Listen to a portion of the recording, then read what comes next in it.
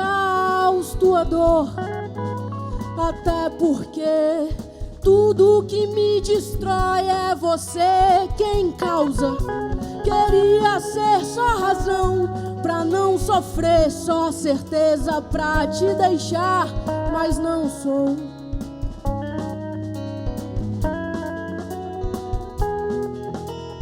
Eu nem sei quanto tempo vai levar daqui até a linha de chegada. Não sei quantos pedaços vou ter que juntar pra me remontar depois de ti, mas eu vou por mim e só.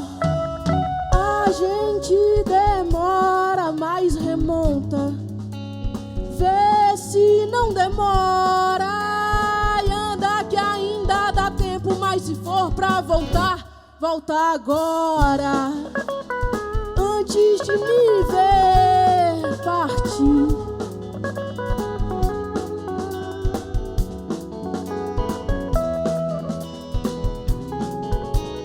Eu nem sei quanto tempo vai levar daqui até a linha de chegada. Não sei quantos pedaços vou ter que juntar pra me remontar. Eu nem sei quanto tempo vai levar daqui até a linha de chegada. Não sei quantos pedaços vou ter que juntar pra me remontar depois de ti, mas eu vou por mim e só. Eu vou por mim e só. Eu vou por mim e só. Eu vou por mim e só.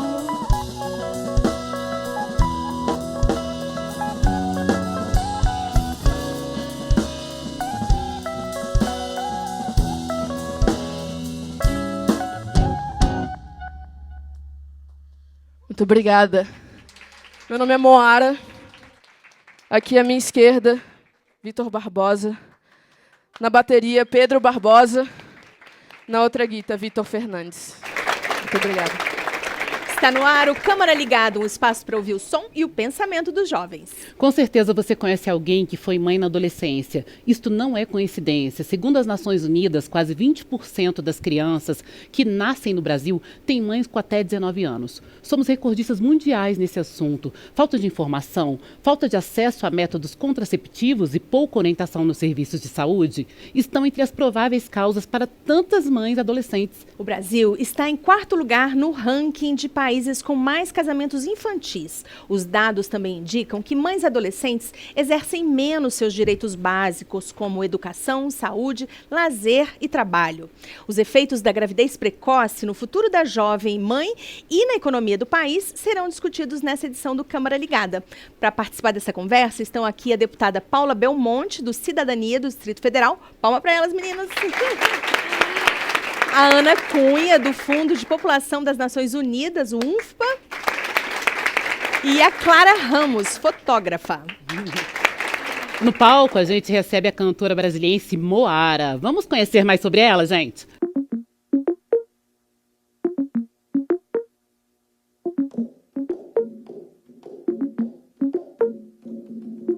Tornei o mundo suportável depois de quase me afogar. Um furacão que faz carinho. Essa é a Moara. Com sinceridade em suas canções, a cantora transforma sua potente voz em um instrumento de cura e libertação interna. Se livra do que pode, mas sente medo todo dia. Desde o lançamento do seu primeiro EP, de Peito Aberto, em 2018, Moara ganhou o público e a crítica.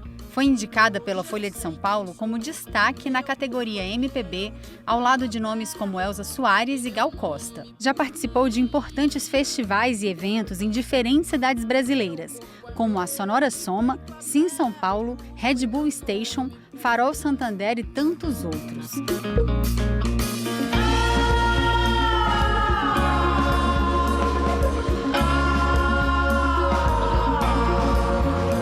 A música Peito Aberto é também seu primeiro clipe. A canção fala sobre sua relação mais íntima com o mundo, contando sobre sua superação e aceitação interior. E em breve vem por aí novidade. Moara está prestes a lançar um novo EP, do começo ao fim. Teu olhar não mata, não perturba o meu juízo. Tua voz que invade, ataca, mas não me assusta mais. Hoje eu sei quem sou e meu corpo é meu, de peito aberto. Oi, Moara. Moara, fala um pouco pra gente da sua trajetória, quantos anos de carreira, como é que você começou? Oi, tudo bem? Oi. Peito Aberto é meu primeiro EP. Eu lancei ele em maio de 2018, fez um aninho, há pouco tempo. E, no fim das contas, ele é meu primeiro EP e todo o meu trabalho inicial mesmo para o mundo. Eu comecei a cantar com mais ou menos 18 anos, que já é bem tarde para quem está cantando, né? E acho que foi isso, foi tudo muito rápido, porque foi muito honesto, assim. Eu faço o que eu faço porque isso me escolheu. E aí eu me sinto muito confortável nesse lugar. Não tenho saída a não ser fazer isso, porque é muito parte de mim. Então as coisas fluíram, aconteceram e me levaram a lugares que nem eu imaginava. Assim. Coisa boa, né? Fazer o que se ama. Moara, ouvindo as suas canções, né, a gente vê uma coisa muito sensível e muito forte ao mesmo tempo. Então, como é que surgiu esse seu lado compositora? Conta pra gente aí. Eu sempre digo que a música é minha cúmplice nesse lugar, de que, por ser muito tímida e muito fechada no geral, isso de ter um diário, ou de escrever, e de falar como se sente, era meio que eu fazia. E, com o tempo, isso virou música. Porque foi tudo virando música, né, para mim. Por isso as músicas são muito confessionais, por assim dizer, muito sinceras, muito honestas, porque eu digo a minha verdade ali naquele momento, várias coisas que eu não consigo expressar na vida ou que não me sinto tão confortável, eu digo com a música. E para mim ela é meu lugar seguro, assim. Eu talvez não dissesse em voz alta algumas coisas, escrevo e aquilo me traduz. As suas músicas, você fala muito desse fortalecimento da mulher, do empoderamento da mulher, né? Como é isso para você? Cara, eu olho aqui e vejo um monte de menina, assim. E eu acho que desde criança as inseguranças me acompanharam e me acompanham, porque eu acho que é importante também a gente ser muito honesto em relação a isso. Que as inseguranças, elas estão, tipo, a um passo de tocar na gente. E a gente tem que estar sempre meio assim, tipo, não, hoje não. E aí amanhã não, e todo dia não, até você conseguir se olhar, se perceber e se cuidar, porque é o mais importante, sabe? Você ter com você o cuidado que a gente costuma ter com o outro. Essa responsabilidade para com o outro. Tipo, não vou falar assim porque vai magoar. Não se magoe também. Eu acho que, para mim, foi esse lugar de... Tô bem. Olhar para mim, tipo, olhar para mim do passado também. E ver o tanto de coisa que eu tive, que eu vi, e muitas que eu não ouvi, mas o quão mal eu me fiz. De dizer, não, você é gorda demais, você é feia demais, você é fora do padrão demais, você é errada demais, você é tudo demais. E, tipo assim, nenhum carinho, sabe? Nenhum carinho comigo criança, nenhum carinho comigo adolescente, para chegar na fase adulta e falar, putz, tá doendo, sacou? Tipo, eu preciso botar para fora isso aqui. E botar para fora para olhar e resolver. Então, é o que eu gosto de levar comigo. Não só o que eu falo, mas quem eu sou e não ter medo de mostrar o meu corpo gordo. Se aceitar. Eu acho que isso é importante, né? Porque nem todo mundo consegue ainda falar. E meio que eu não dou voz a ninguém, voz todo mundo tem. O que eu quero mesmo é que a gente tenha coragem de falar. É isso aí. Ótimo. Aqui na nossa plateia hoje, nós temos duas escolas. O Centro de Ensino Médio Escola Industrial de Taguatinga e o Setor Leste. Obrigada por vocês terem vindo. Aê. A gente tem uma pergunta aqui na arquibancada. Tem? Levanta. Tudo bom? O microfone já está aí. Meu nome é Guilherme, eu sou do Setor Leste, da Asa Sul, e eu tenho uma pergunta. Quando você lançou a música e tudo mais, você viu que muitas pessoas levaram isso em si e, tipo, ajudaram as pessoas. Como que foi isso pra você? Como que você se sentiu depois de tudo isso? Eu me senti... Acho que no primeiro momento, quando eu lancei, era muito sobre mim, de tipo assim, ufa, falei. E aí depois foi tipo, caramba, ouviram.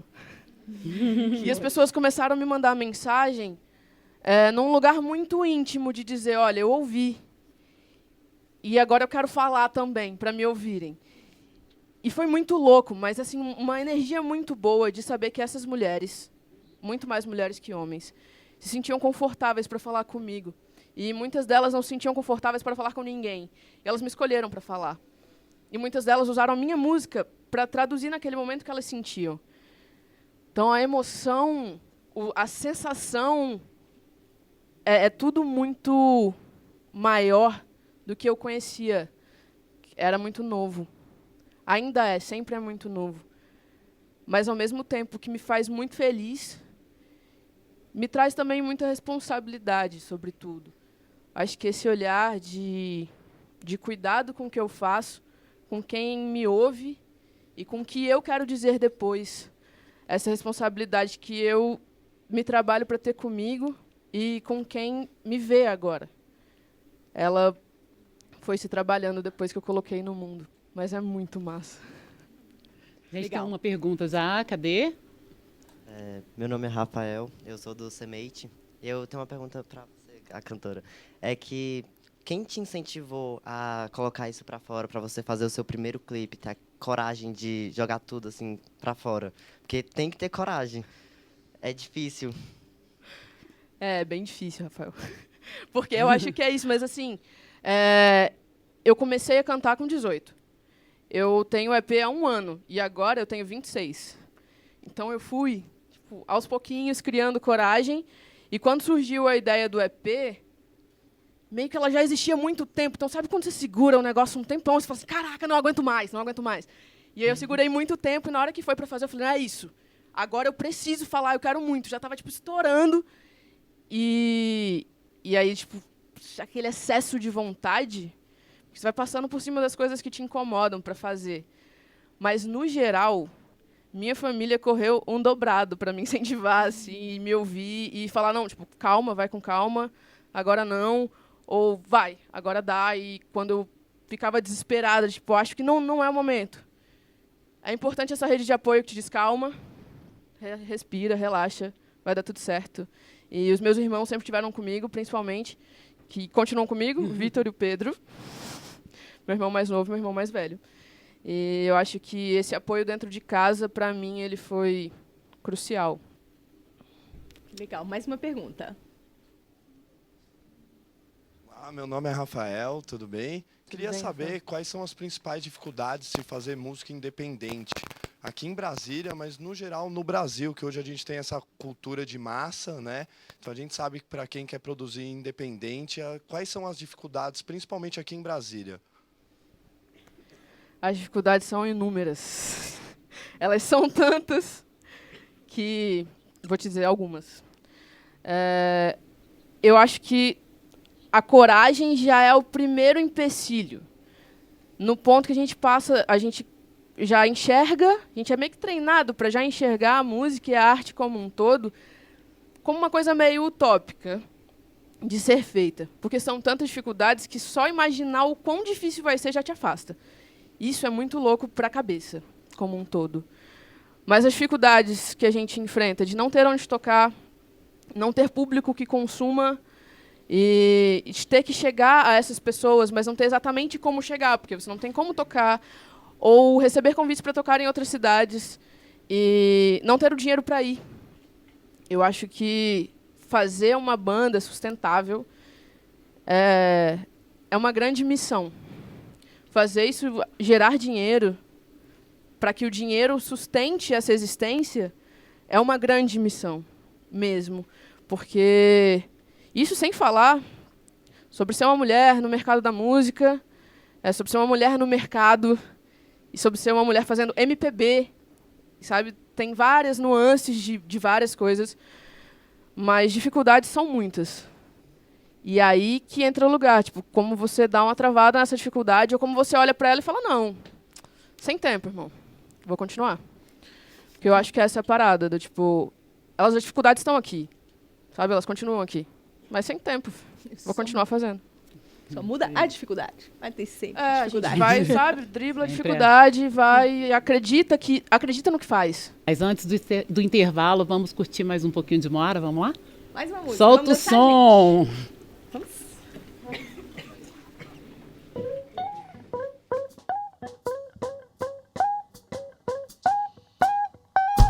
Eu escrevi 1000 canções pra te dizer, mas você nunca ouviu e eu calei.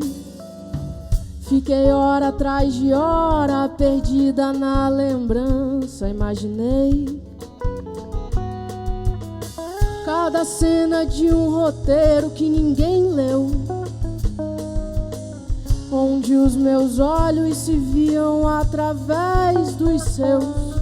E a eternidade era tão pouca pra morar no seu calor. Fiz planos tortos, desengonçados, que passearam sem rumo por aí.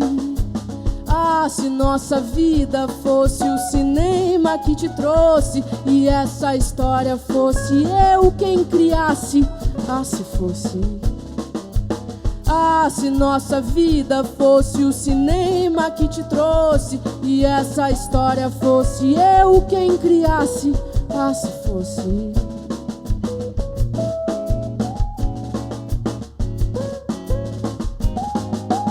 Eu escrevi 1000 canções pra te dizer, mas você nunca ouviu e eu calei. Fiquei hora atrás de hora, perdida na lembrança, imaginei cada cena de um roteiro que ninguém leu, onde os meus olhos se viam através dos seus. E a eternidade era tão pouca pra morar no seu calor.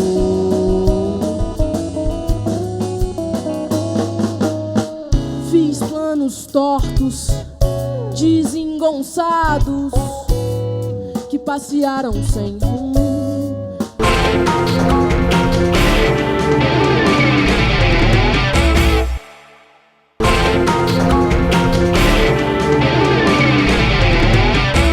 Estamos de volta com Câmara Ligada e hoje a gente fala sobre gravidez na adolescência. Nossas convidadas de hoje são a deputada Paula Belmonte, do Cidadania do Distrito Federal. Palmas para ela, gente. A Ana Cunha, do Fundo de População das Nações Unidas, no Brasil. E a Clara Ramos, fotógrafa.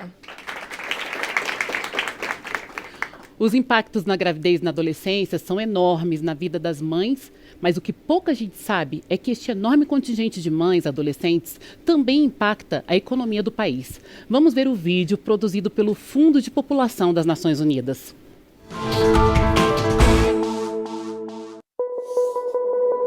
Todos os dias nos países em desenvolvimento, 20 mil meninas com menos de 18 anos dão à luz. No Brasil, em 2016, nasceram 24 mil bebês de meninas de até 14 anos de idade e 477 mil de mães com idade entre 15 e 19 anos. Aqui, de cada 10 meninas de 15 a 19 anos grávidas ou com filhos, 7 são negras e 6 não trabalham nem estudam. De cada 10 meninas entre 15 e 17 anos que têm um filho ou mais, menos de 3 continuam estudando. Entre as da mesma idade e que não têm filhos, 9 em cada 10 estão na escola. Estudos internacionais mostram que de cada $1 que se investe em planejamento familiar, poupa-se $1,47 em assistência médica. Quando esse investimento é feito nas adolescentes, para cada $1 investido, serão $98,2 poupados até o fim da vida reprodutiva. Segundo o Banco Mundial, o Brasil poderia aumentar a produtividade anual em $3,5 bilhões se as adolescentes engravidassem depois dos 20 anos. Mães adolescentes acabam exercendo menos seus direitos básicos, como educação, saúde, lazer e trabalho. Também têm mais chances de sofrer discriminação e mais dificuldade para conseguir um trabalho remunerado e autonomia na vida adulta.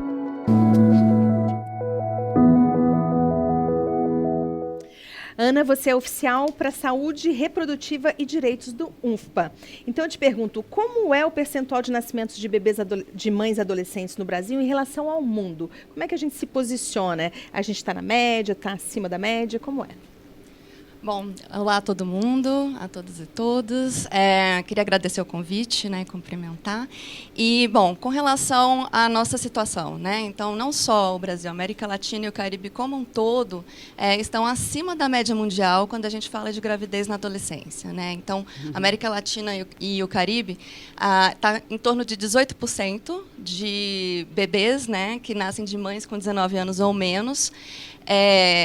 E a média mundial é em torno de 10%, mas em outras regiões do mundo, por exemplo, Europa, chega a ser em torno de 5%. Né? Então, de fato, a gente tem aí uma situação de ser a região campeã, digamos assim, de nascimentos, que são de mães adolescentes, então é um fenômeno ainda bastante significativo. A gente percebe que nos últimos anos tem tido uma queda, então entre 2004 e 2015 houve uma queda em torno de 17%, mais ou menos, principalmente na faixa etária de 15 a 19. Mas quando a gente vê a faixa etária de 10 a 14, esse número tem ficado relativamente estável. Então, significa que a gente tem um desafio ainda, né, por vencer, e também nessas outras idades, de 15 a 19, a gente ainda precisa também seguir avançando, mas também tem um foco diferenciado nessa primeira fase do início da adolescência. Então, é mais ou menos esse o quadro. Tá ótimo. Evelyn, vou falar com a Clara Ramos, que foi mãe aos 18 anos. Conta pra gente um pouquinho como é que foi a chegada do Miguel na sua vida, o que mudou, como foi? Então, gente, boa tarde. Obrigada pelo convite.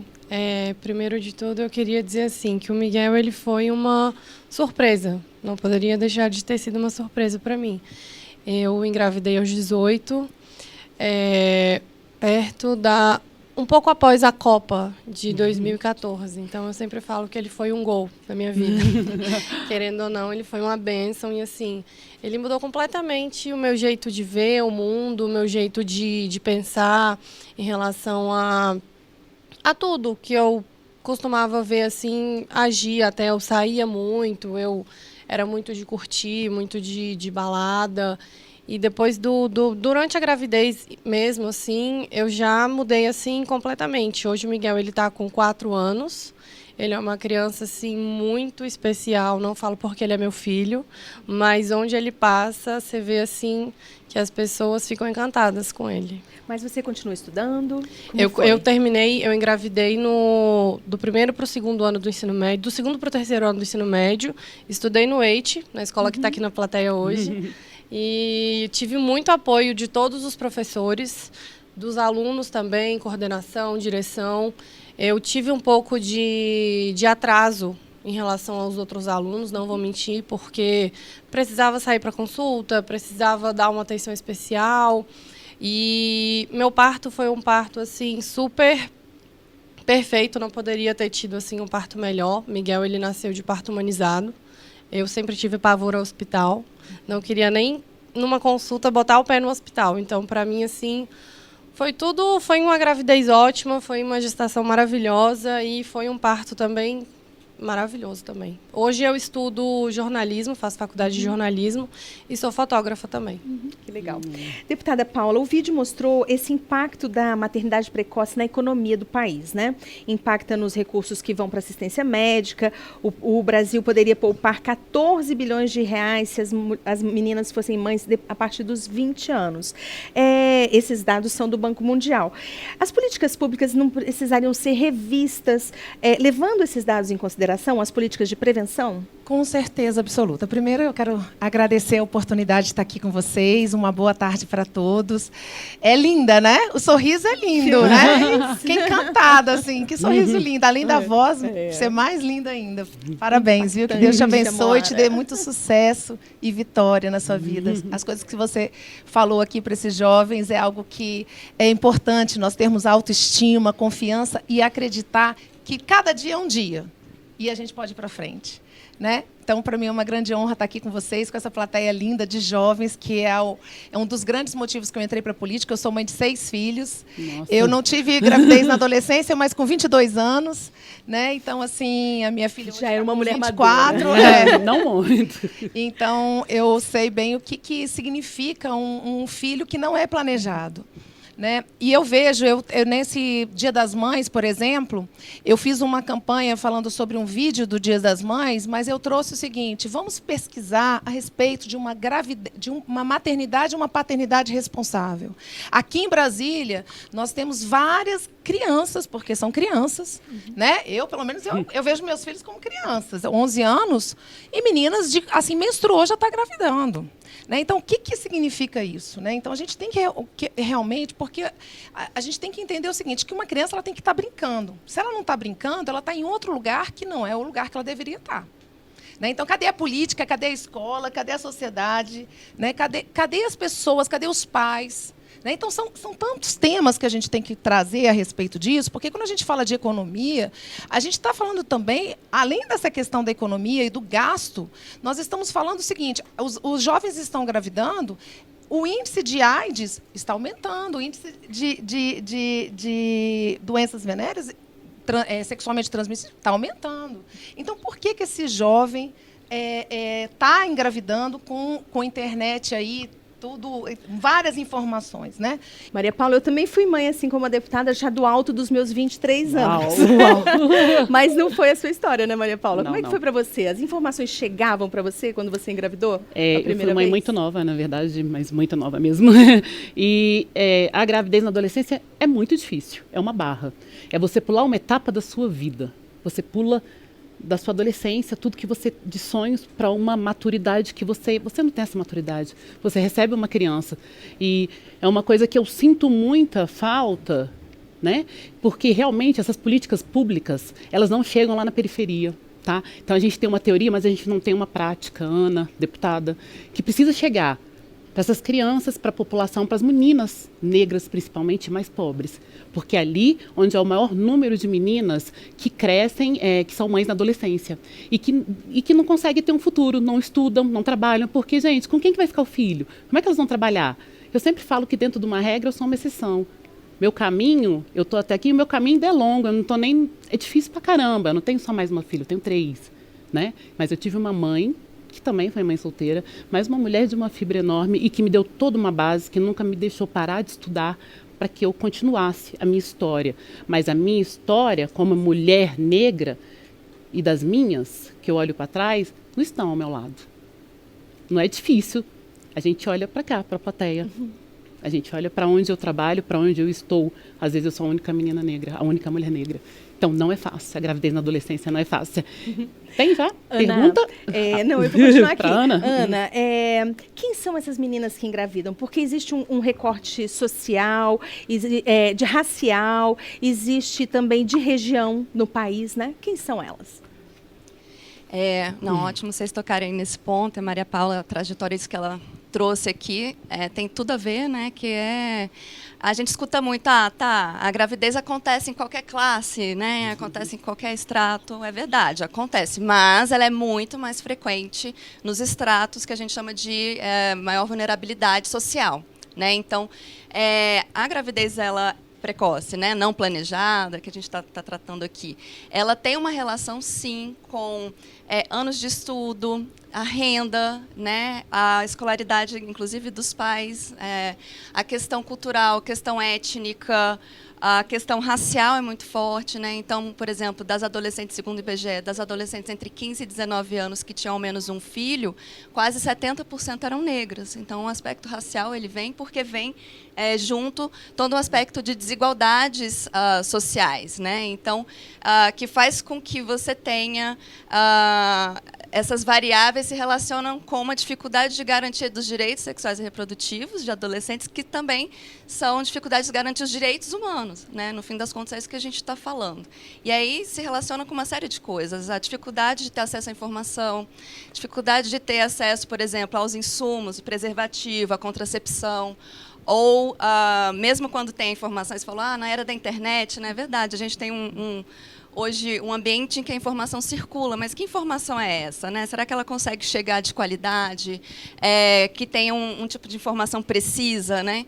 Então, por exemplo, o acesso ao insumo, tá? O Sistema Único de Saúde, o SUS, ele oferece até 8 métodos gratuitamente, né? E é só chegar e pegar, mas as unidades muitas vezes são no próprio bairro da adolescente. E aí você imagina, né? Assim, para pessoas adultas já não é tão fácil, para mulheres. E você é adolescente no seu bairro, você vai lá solicitar um preservativo, uma contracepção. Muitas vezes a pessoa que trabalha é do seu próprio bairro também, conhece seus familiares, né? Seus vizinhos. Então vão saber que você tem uma vida sexual ativa. Então a questão da confidencialidade, da privacidade no atendimento, então tudo isso colabora. E outra questão não é suficiente, às vezes, você ter a informação, ter o acesso ao preservativo, carregar o preservativo, por exemplo. O que significa para as adolescentes ter um preservativo na bolsa, né? Então, tem muito tabu em cima. E mesmo numa relação, você tem a informação, você tem o acesso ao preservativo, mas na hora da relação afetivo-sexual, você não consegue negociar com o seu parceiro. Então, se não tiver o empoderamento das meninas, das adolescentes, a Moara estava trazendo isso tão belamente, né, a questão do empoderamento, como é importante, porque se não tiver empoderada, de você falar, não, ou é com preservativo ou não vai ser, né, você ter essa forma de chegar, de você ter a fala e de você conseguir não só ter voz, mas você conseguir ser ouvida, né, ter a vez. Então, isso tudo precisa ser trabalhado, inclusive a corresponsabilidade masculina, que tem tudo a ver também com o papel dos homens, né, de se cuidar e cuidar da sua parceira, da sua relação. A gente tem uma pergunta ali na plateia. Atualmente, as mulheres têm muita responsabilidade na gravidez, fica quase 100% para elas. Aí, normalmente, o homem ele não tem muita responsabilidade, acaba a mulher criando sozinha um filho. Tipo, você acha que a falta de uma figura paterna afeta no crescimento psicológico da criança ou do adolescente? É para a deputada a pergunta? Já pode ser para Clara também, para a deputada. Mãe, tudo bem, a deputada complementa. Então, o que acontece? Eu crio o Miguel com a ajuda da minha mãe. Eu sou mãe solteira, eu namoro, mas eu sou mãe solteira.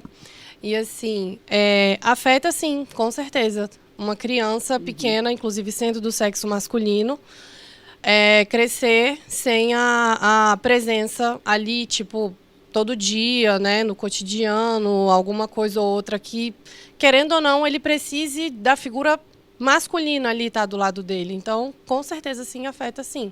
Mas, assim, eu tenho em casa meu irmão, que é quem o Miguel tem como referência masculina para ele. Embora ele não fique muito em casa, porque ele é da área da saúde, então, assim, ele trabalha muito em tempo integral, inclusive, mas, na maioria das vezes, quando ele está em casa, assim, ele conversa com o Miguel, senta com o Miguel. Essa semana agora mesmo ele foi para o jogo no estádio com ele pediu passe para levar o Miguel com ele. Eu falei, ixi, vai, pode ir, é bom que eu ganho, né, um diazinho assim para mim ficar mais à vontade, mais tranquilo. Ele adorou, tá falando do jogo até hoje, e assim, é isso. Eu queria que vocês comentassem essa questão da responsabilidade paterna. Olha, eu sou uma grande defensora da primeira infância, né? E, assim, essa questão aí de a gente estar falando de 1,47, né, que vocês colocaram, quando a gente tem um investimento na primeira infância, a gente economiza de $1 investido, 7. Quer dizer, a proporção é imensa, né? E essa responsabilidade, eu vou fazer só um complemento em relação ao empoderamento da mulher em relação à camisinha. Eu vejo que a camisinha é uma responsabilidade de ambos, não é só da mulher. Porque o homem também tem que entender que ter um filho tem que ter responsabilidade, né? Ter relação sexual, quando você deseja ter uma relação sexual, você tem que saber que ali está sujeito a você ter um filho, né? Então, assim, não é só fazer relação sexual por relação. Então, a gente tem que assumir esse papel, e aí vem em contra ao que ele falou. Nós estarmos colocando, principalmente desses jovens aí, a responsabilidade de um pai numa criança, né? Se nós temos condições de fazer, nós temos que ter a condição de assumir e ser responsável, porque colocar essa responsabilidade só na menina, eu acho um pouco assim injusto. injusto, no sentido de que o homem tem que saber que se ele tem um filho, ele tem que assumir aquele filho, ele tem que acompanhar aquele filho. É muito importante a gente trazer essa responsabilidade. E, independente de qualquer coisa, é muito importante que a gente, como ser humano, a gente tenha contato com o masculino e o feminino. A natureza mostra isso muito bem. A natureza tem coisas masculinas e tem coisas femininas. Nós temos o sol, nós temos a lua, nós temos a água, nós temos o fogo, nós temos coisas antagônicas, e é importante a gente entender isso. Então, a figura materna, e tem estudo falando disso, que crianças que têm esse investimento nesses primeiros 3 anos de vida, realmente assim, traz uma sociedade totalmente diferente. No Brasil, a gente tem mais de 5 milhões que sequer tem o nome do pai, né, na sua certidão de nascimento. O meu não tem. Eu também não tenho. Desculpa, então, o nome do meu filho é o meu nome. E aí, quando eu chego em algum lugar com ele, o pessoal pergunta: é seu irmão? Não, é meu filho. Não é porque ele não tem o sobrenome do pai dele que ele não deixa de ser meu filho. Essa questão do qual o papel do masculino, né? Assim, então, nós do Fundo de População da ONU, a gente costuma frisar bastante essa questão da corresponsabilidade, né? Que é uma responsabilidade de ambos, digamos assim, né? Então, e começa muito antes da paternidade, né? Na verdade, começa na própria escolha de ter ou não uma relação sexual, né? Então, é importante que seja com consentimento, que seja com preocupação e cuidado com o outro.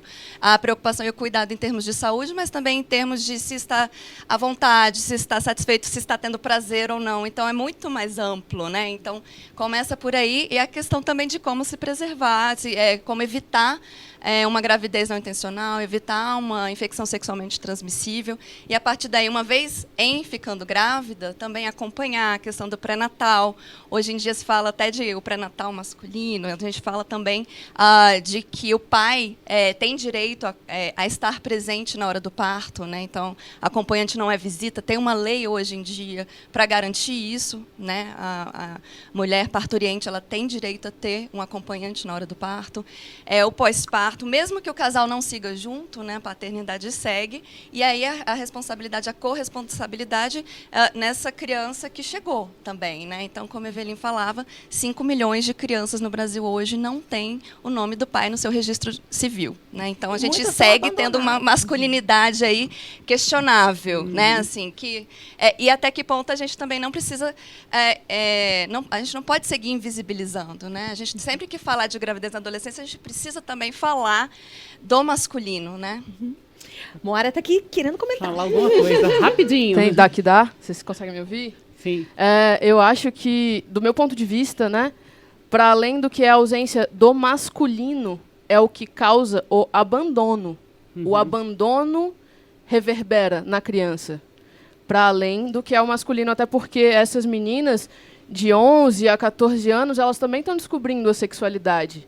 Muitas delas, ou algumas delas, vão descobrir essa sexualidade e entender que elas podem se apaixonar por mulheres e formar casais homoafetivos mais na frente.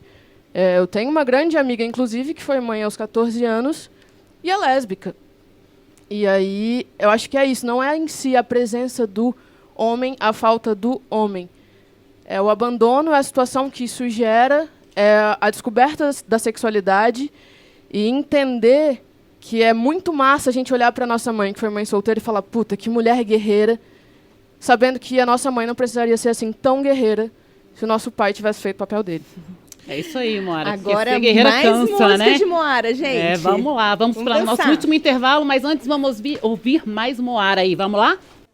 Todo dia, durante o dia todo, eu já sei que vou passar por 1000 provações. E você vai dizer que isso não é julgar. Você vai me olhar com aquele olhar e eu sei o que isso quer dizer. Você vai se esquivar, mas não adianta. Você não tá nem aí pra quem eu sou. Você não tá nem aqui pra como eu tô e se tô. Você não sabe da missa metade, nem vem me ensinar a rezar. É muito fácil para quem não tá aqui tentar falar.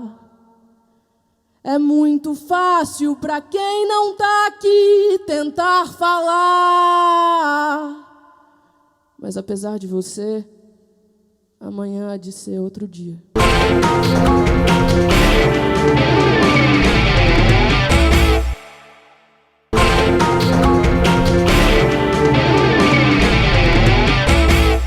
Câmara Ligada discute a gravidez na adolescência. Nós fomos conhecer a história de Vitória e Lucas, pais de Arthur. Vamos ver a reportagem. Eu me chamo Flávia Felipe. Há 13 anos que eu estou trabalhando na educação pública, a gente sempre tem casos de gravidez na adolescência, né? A gravidez, ela não é uma doença, ela é uma bênção e ela é uma coisa muito bem-vinda. Porém, é claro, se ela for planejada, se ela for pensada, né, a gente consegue ter mais equilíbrio para lidar com isso, né? Mas quando acontece, é claro, não é o fim do mundo. A vida continua, é possível terminar o ensino médio, né, levando a gestação, tanto para o menino quanto para a menina, né? E a lei ampara para que termine, para que conclua. E a escola tem esse papel de acolher, de fazer esse acolhimento, fazer essa mediação para que né, principalmente agora na coordenação, é fazer essa mediação entre os professores e os estudantes para que esse direito de permanecer na escola, de concluir o ano, né, o ano letivo, ele seja concluído da melhor forma possível. A gente, acho que sempre tem a consciência, né, do que pode acontecer, mas a gente não se preveniu. Veio a luz do meu dia. E, de uma forma ou de outra, né, a gente não espera, mas quando vem é muito bem recebido. Agora eu já parei de estudar, meu tempo agora é todo dele, não tenho tempo pra mim, assim, até minha dedicação, assim, a mim mesmo, gostar de me arrumar, sempre gostei, aí até isso fica um pouco de lado. Mudou a minha carga horária, né, de estudo, por causa que eu passo a tarde com ela, aí eu agora tenho que estudar à noite, fica bastante, um pouco corrido, né, mas eu tô conseguindo aí adaptar.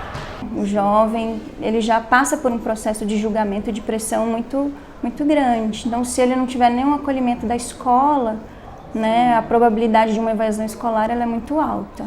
E é o que a gente gostaria muito de evitar, né? Toda vez que a gente tem conhecimento, a gente conversa com o serviço de orientação, procura o adolescente para conversar e também os pais. Porque aí a gente, né, se tiver algum grau de dificuldade, a gente tenta ajudar. Quando eu contei, assim, eu fiquei com muito medo de contar. Eu contei primeiro para as minhas amigas. Até acho que eu fiz mal de fazer isso, porque tive muito conselho errado. E quando eu decidi contar para minha mãe mesmo, assim, foi um pouco assustador. Ela ficou em choque, mas depois de tudo isso, assim, passou uma semana mais ou menos depois da notícia, ela já ficou mais feliz, mais tranquila. A gente sente uma certa pressão, né, que a gente para pensar que antes eu pensava só que eu tinha que ter um futuro pra mim. Tipo, eu tenho que, sei lá, dar um orgulho pra minha mãe, ser alguém na vida pra dar orgulho pra minha mãe. Hoje, o orgulho tem que ser pro meu filho, pra um dia ele poder chegar assim e falar, nossa, eu tenho uma mãezona, que nem eu posso dizer da minha.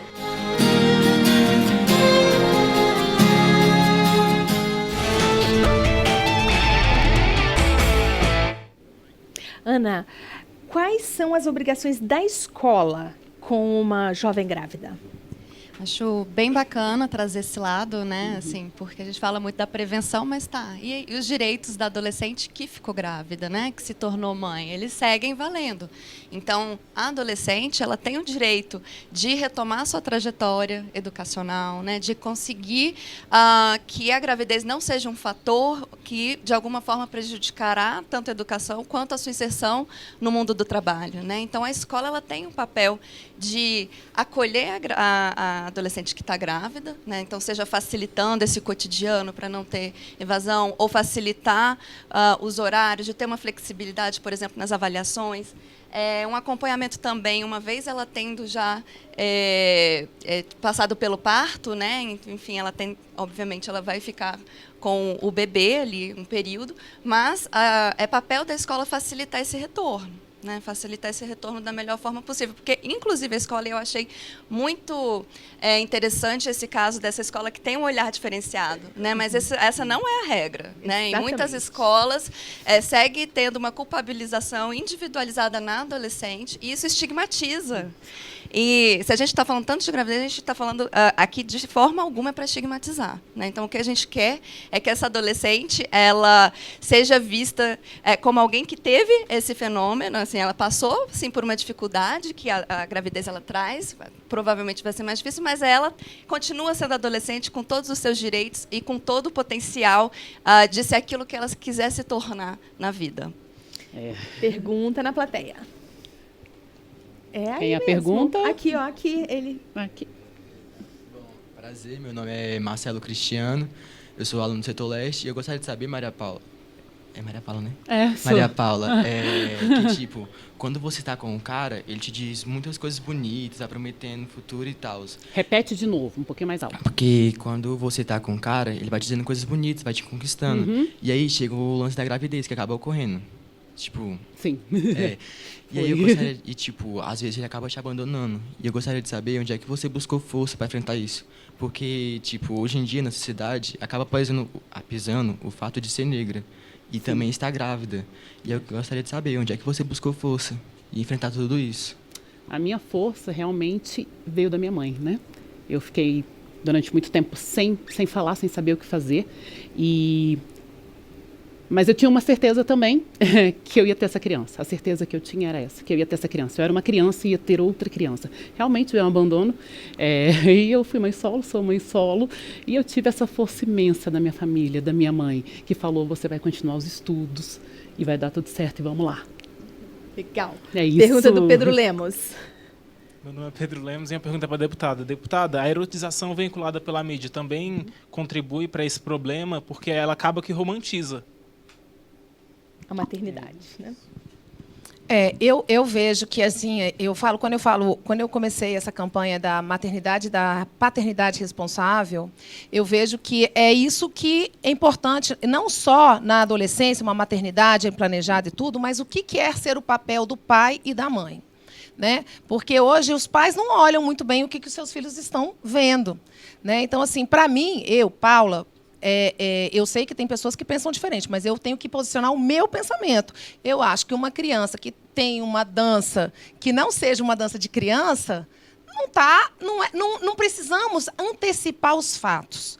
Eu vejo que a nossa vida, a gente que passa por tempo, é tão gostoso ser criança, é tão gostoso ser adolescente, é tão gostoso ser jovem. Né? Então, quando a gente antecipa isso, a gente está sujeito a despertar alguma coisa que não precisa despertar. E, muitas das vezes, a gente despertar o quê? A criança vulnerável, porque a criança não sabe, o jovem não sabe, muitas das vezes, escolher. Ele acha que sabe, mas não sabe.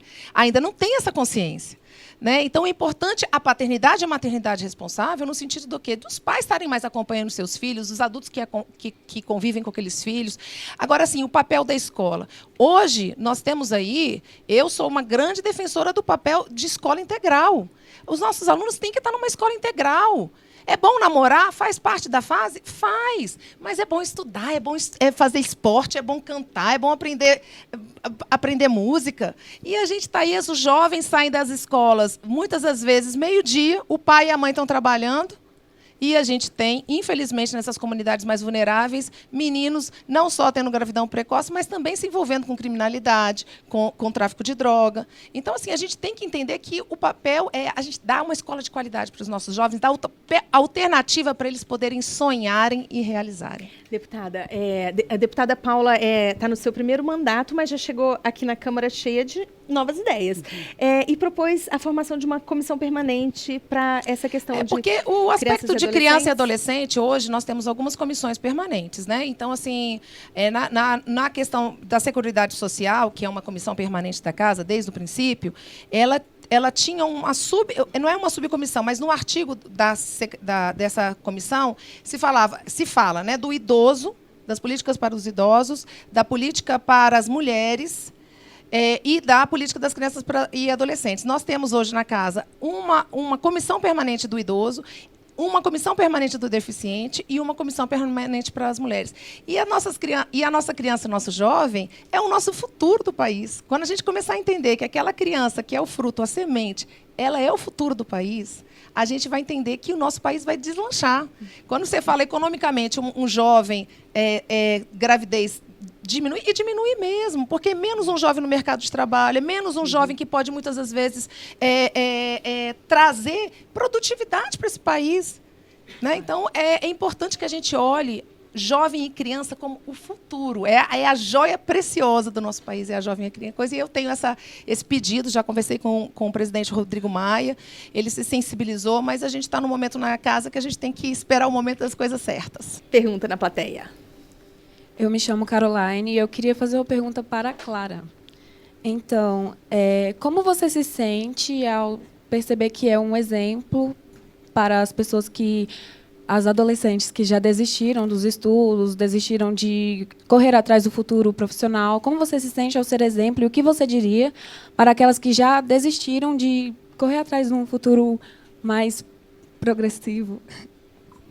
Então, primeiro, né, obrigada, e uma honra eu estar servindo como exemplo para outras. O que acontece? Como eu engravidei no último ano do meu ensino médio, eu não tive, digamos assim, a dificuldade de enfrentar a escola após a gestação. Então, assim, eu adiei meu plano de ir para a faculdade, passei na UNB para medicina veterinária, não pude assumir a vaga, infelizmente, mas assim, eu nunca pensei em desistir, eu sempre pensei positivo. Nunca pensei que por eu ter um filho, nova, relativamente, alguma coisa fosse dar errado. O que eu sempre pensei foi, eu vou ter que simplesmente adiar meus planos, nunca cancelar e nunca voltar para trás. Então, sempre pensar positivo e não desistir, de forma alguma. Se está pensando em desistir, coloca a cabeça no lugar, conversa com a família. Como ela, a minha maior referência, meu maior apoio assim mesmo foi a minha mãe. Não tenho assim o que dizer. Foi isso. Próxima pergunta. Meu nome é Tiago e eu tenho uma pergunta para a deputada. Existe algum projeto de lei entre os seus amigos e companheiros de partido para amparar essas mulheres que ficam grávidas nas escolas públicas ou faculdades? Para ter mais creches também. Para ter mais creche, existe, na realidade, uma determinação que em 2024, Brasília, no caso, é 2022, para que 50% das crianças estejam em creche. Né? Mas eu, assim, não sei se a gente vai conseguir atingir essa meta, infelizmente. Né? O que eu vejo, assim, eu não conheço nenhum projeto específico ao que você perguntou, mas eu sinto que existe, sim, uma mobilização para que a gente possa trazer esses assuntos cada vez mais para os jovens terem acesso e ter essa consciência de que a relação sexual não é só um ato de prazer, é um ato de responsabilidade. É muito importante a gente falar isso, porque as pessoas, quando a gente fala isso, pensam que é careta. Não é careta, é responsabilidade. Ter relação sexual é uma escolha, e ela tem que ter responsabilidade envolvida. E envolvida a dois, independente de ser homem ou mulher. Ela tem que ser a dois para que a gente assuma. Então, isso eu vejo que tem um trabalho muito grande de a gente trazer isso, porque ninguém ganha com ninguém ganha, não. Vamos dizer assim, não é bom que as crianças pulem a fase. Né? Não é bom para isso, mas a criança que é bem-vinda também aquele vídeo que apareceu, eu achei muito interessante, que eu falo o seguinte: filho da gente é uma guarnição também. Depois que minha filha nasceu, a minha filha deu uma guinada, a do pai também. Por quê? Porque a gente começa a se sentir, como ela falou, a gente agora é referência. Então, traz uma responsabilidade. Mas ninguém vai atrás disso por conta disso, não. A gente tem que ter responsabilidade antes disso. Existe alguma pesquisa que aponte o percentual de casos no Brasil? Bom, a gente tem aí o IBGE mostrou, né, no último censo, a quantidade de variações dos arranjos familiares, né? Então a gente tem aí são vários os arranjos familiares, então isso que a gente estava trazendo, né? Por exemplo, as mães solo, né? A mãe as mulheres que são chefe de família, né? Então existe uma diversidade aí que precisa ser olhada, mas, sem dúvida, é um grupo considerável, as adolescentes que têm que tomar conta, que têm que assumir uma responsabilidade. Esse papel do Estado de oferecer uma creche, né, é uma forma, sim, de acolher, né, oferecer o sistema educacional que possa ter também políticas de, por exemplo, de facilitar no mundo do trabalho as mulheres que são mães, porque as mulheres seguem sendo discriminadas em qualquer faixa etária, as que tenham já filhos, mas aquelas que tenham sido mães adolescentes, o mercado discrimina ainda mais. Então, é possível que o legislativo também faça projetos nesse sentido, né, para facilitar, favorecendo que o mundo do trabalho, que o mercado de trabalho tenha leis, né, tenha práticas que favoreçam, por exemplo, as jovens que já se tornaram mães. Então, tudo isso tem um impacto, porque as mulheres e adolescentes que têm condições de decidir sobre suas trajetórias reprodutivas, elas têm muito mais condições de conciliar essa dimensão das suas vidas com outras dimensões, que é a dimensão do estudo, com a dimensão do trabalho, e com isso elas têm melhor condições de colaborar, não só para suas famílias, mas também para suas comunidades e para os seus países. Não é à toa que tem um impacto econômico e que, se as mulheres esperassem para depois dos 20 anos, não estamos falando de não serem mães, só esperar até depois dos 20 anos, o Brasil teria 3,5 bilhões de produtividade acrescida no PIB. De dólares. De dólares. Nós terminamos aqui, mas você pode continuar ligado na gente nas redes sociais, Facebook, Twitter e Instagram.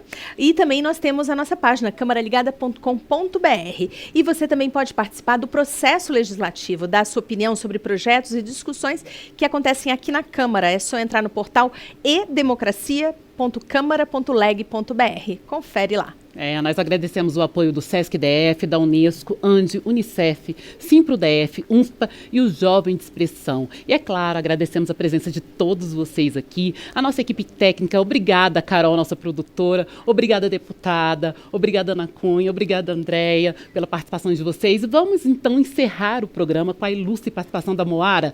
Põe uma música, canta uma música aí pra gente. Pode ser? Dá-lhe, Moara. Valeu, gente. Obrigada. Vamos lá, Moara.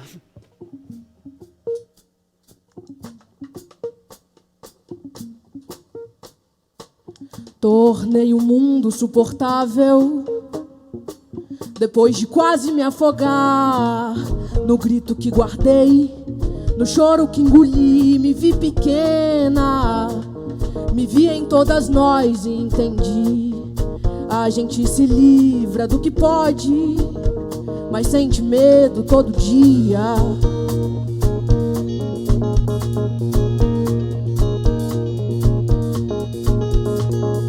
Hoje eu sei quem sou e meu corpo é meu, de peito aberto, em meu nome por mim. Meu corpo é meu, de peito aberto, em meu nome por mim.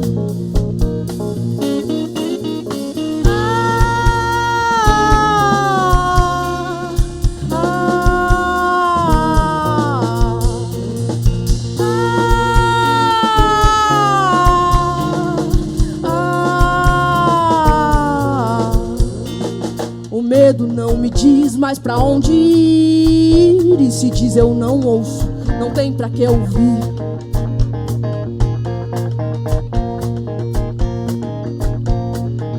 Teu olhar não mata, não perturba o meu juízo. Tua voz que invade, ataca, mas não me assusta mais.